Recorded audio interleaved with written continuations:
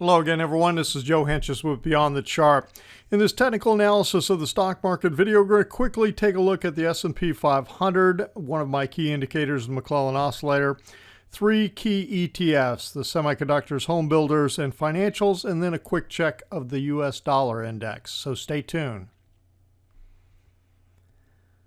Okay, we're going to try to cover everything here in 5 minutes or less. So let's start off here with the weekly chart of the S&P 500. It was up 13.27 for the week.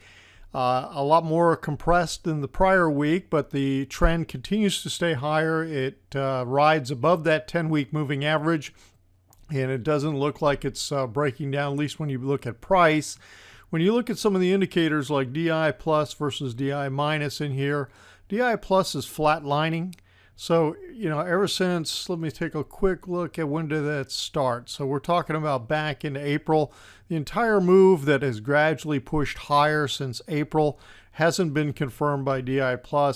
Now, when I look at the RSI, it has slightly moved. So I'm not really seeing the divergence showing up strongly on RSI. So a little bit of mixed signals.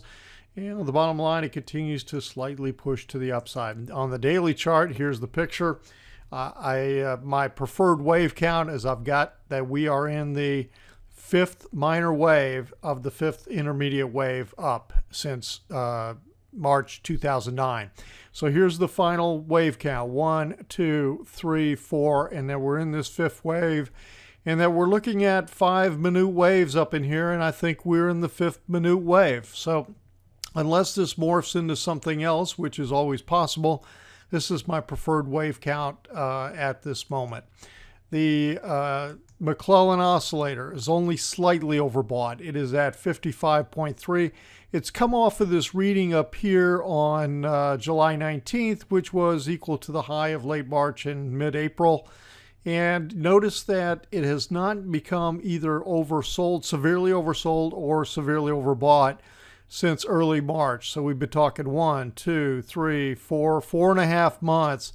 And if you scroll back, you'll see that 4.5 months is a pretty extended period for not having gotten to an extreme. So I think that we are overdue. And that's why we're continuing to watch this wave count very closely and watching price to see what's going on. But we are very overdue for any kind of either overbought or oversold positioning here on the S&P 500. All right, let's check the semiconductors. Not much change in SMH. It was up a little bit, up 65 cents at $87.47 for the week. Continues to ride above that 10-week moving average. Very similar to the SPX in that it's much more compressed than the prior week in here. A little doji type star at the moment. That's the weekly chart. Home builders. Home builders continues to look like a bunch of little stick men in here. Just a bunch of doji candles for the week. Down 16 cents for the week at $38.68. $38.68 is the close on the home builders. They continue to slightly trend above that 10-week moving average. The financials were down a little bit last week, down 12 cents. A little bit of consolidation going on. Most compressed week in here in several weeks.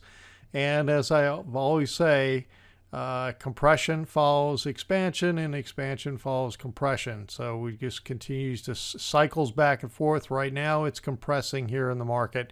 Right below the highs in here, this is the post-financial crisis highs, and above that 10-week moving average. So we'll watch that. Last thing to check is the dollar index. And the US dollar index, dive. That's the word that's going on in the dollar index versus especially the euro. It closed almost on its low for the week, down to 1.295. You can see it has been in a very strong downtrend for the week. And my broader picture of the wave count on this is that from the low back in early 2008, that we are working a 5-wave sequence right now. Now here's the top of wave 1. This wave count holds that we are in wave 4 pulling back as long as it doesn't go below the top of wave 1. So I expect that we are going to get some support starting to roll in here, probably in the 92 to 93 area where previous bottoms occurred over the last couple of years.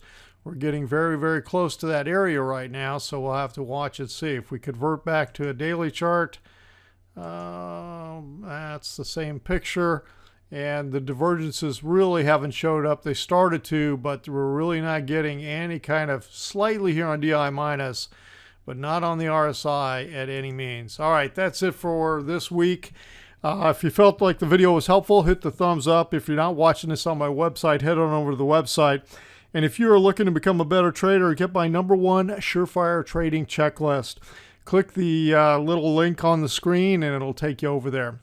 All right, everyone, have a great Monday and a great week. We'll talk to you on the next video.